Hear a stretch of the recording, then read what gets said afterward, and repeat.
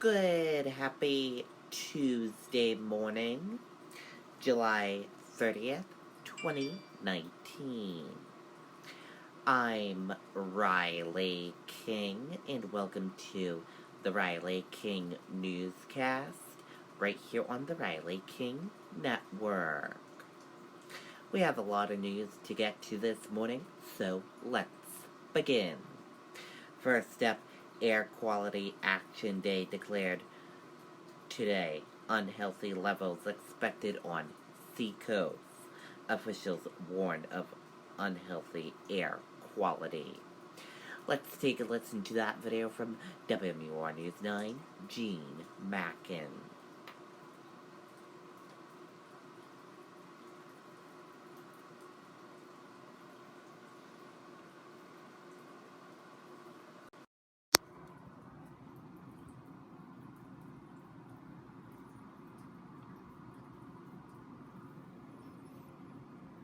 I switched from Dodge. We switched from Ford. I switched from Ram.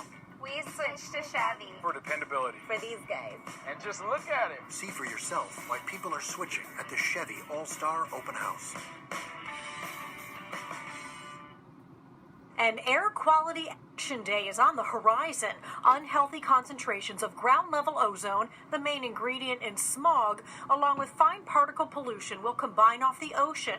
It's a mixture from vehicles and businesses here, larger cities to our south and west, and build-up from the hot Midwest. The chief scientist of air resources at the Department of Environmental Services calls it eye-opening.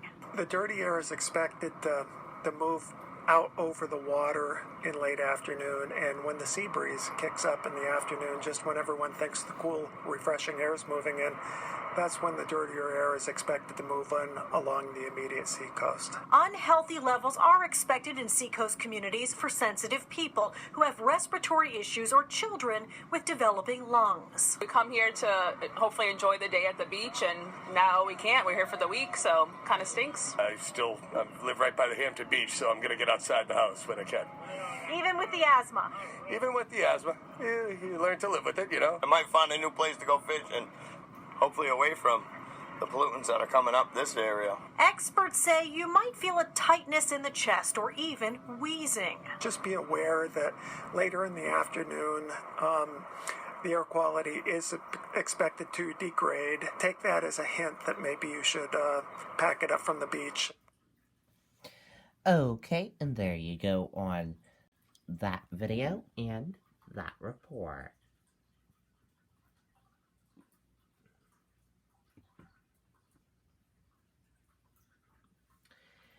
Serious crash shuts down Kingston Road.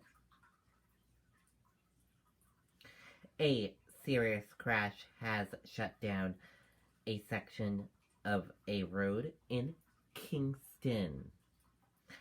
The crash was reported in the area of 75 New Boston Road late Monday night.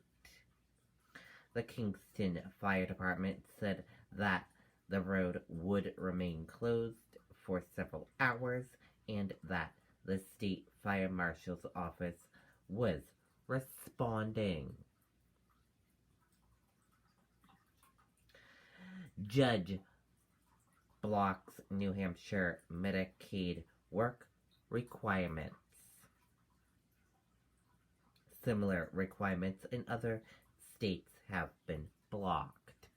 Let's take a listen to that video from WMUR News 9.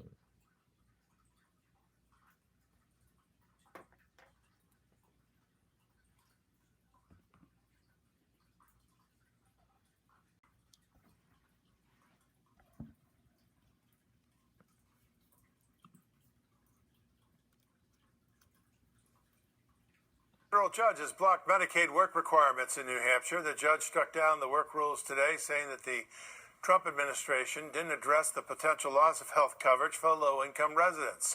The ruling comes 4 months after a similar block in Kentucky and Arkansas. That decision means that nearly 16,000 people who were in jeopardy of losing coverage will get to keep it. The Trump administration can still appeal the decision. Okay, and there you go on that video and that report.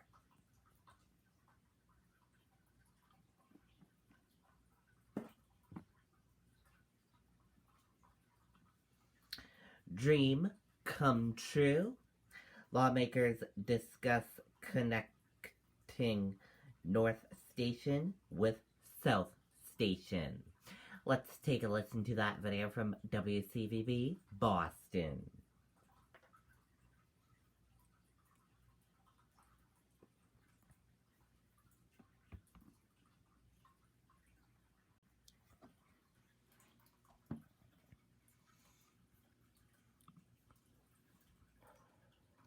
WCVB News Center 5 at 4. A full hour of local news, giving you more at 4. Sky 5 over. Maria, Ed, Emily, Ben. Just coming into the news. WCVB News Center 5 at 4. A full hour at 4 p.m.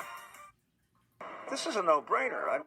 It's a national embarrassment. Michael Dukakis talking about a 1-mile break in the tracks between North and South stations that interrupts the entire Northeast Rail corridor, a gap that Dukakis has been pushing to close since he was governor. Not only is South Station getting increasingly congested, so is North Station.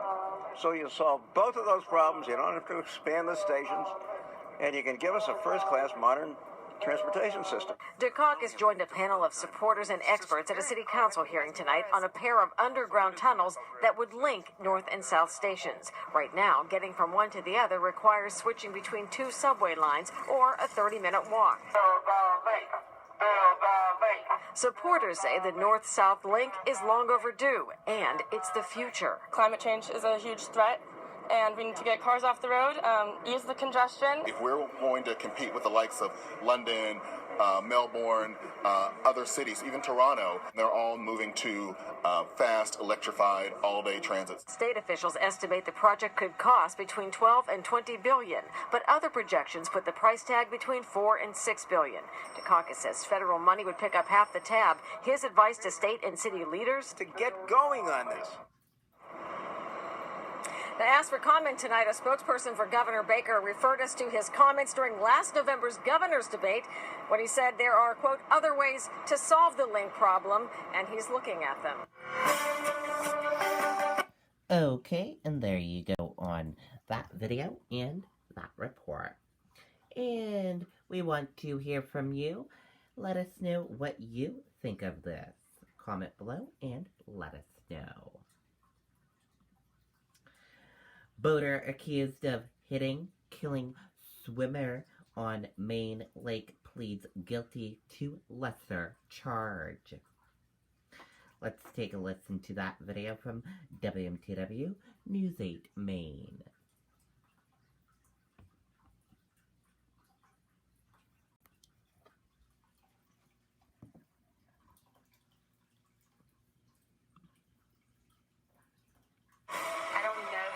Somebody if they're not enough. The man I end things with today is not going to expect it. I don't know if I want this. The Bachelorette live finale event continues tonight on ABC. How did you ever survive your childhood? What are you weirdos mixed with? What's mixed? Don't worry about what other kids think. They're idiots. I want to be an idiot so bad. Mixed Sticks, Tuesdays this fall on ABC. Of a boat accused of killing a swimmer on Damerscotta Lake last summer has pleaded guilty to a lesser charge. Jonathan Roberts was initially charged with manslaughter in the death of Kristen McKellar. A judge dismissing that charge. Instead, Roberts pleading guilty to recklessly operating a watercraft. Roberts did attempt to save McKellar at the time, taking her to shore after that crash happened. I would like to extend my deepest condolences to the McKellar family. I think about Kristen every day, and I am so very sorry. Well, Roberts will have to serve 100 hours of community service and pay a $400 fine. Okay, and there you go on that video and that report.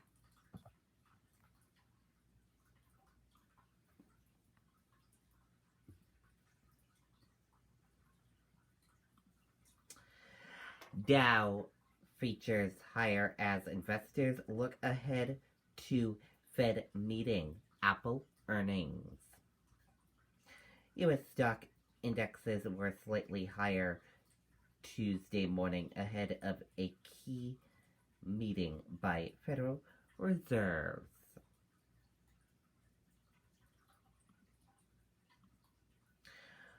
Woman arrested in massive Capital One data breach impacting over 100 million people. Let's take a listen to that video from ABC News.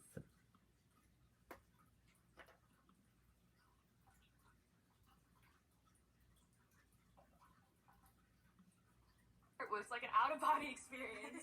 Why the Yusuf Say sisters chose Verizon. We were right in front row. Actually, Serena, you touched on my nose. Yeah, I touched on my nose. He held my hand for a while, and then we got to meet him after, which was like another surprise. Yeah, we love Verizon even more now. I'll never forget that day, ever. The network more people rely on gives you more. Like thousands of tickets to concerts, festivals, and private shows. Plus, a free Galaxy S10e when you buy one. That's Verizon.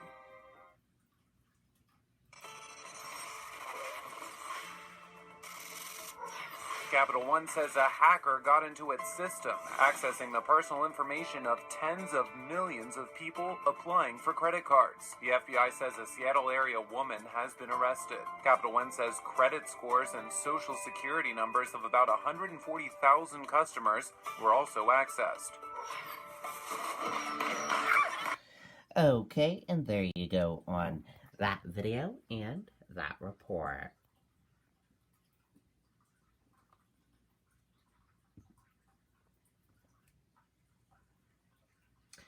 And that does it for this edition of the Riley King Newscast right here on the Riley King Network. I hope you all have a great rest of your day, and I'll see you back here later on today for another newscast. And I'll have a news report coming up in a little bit. Goodbye, everyone.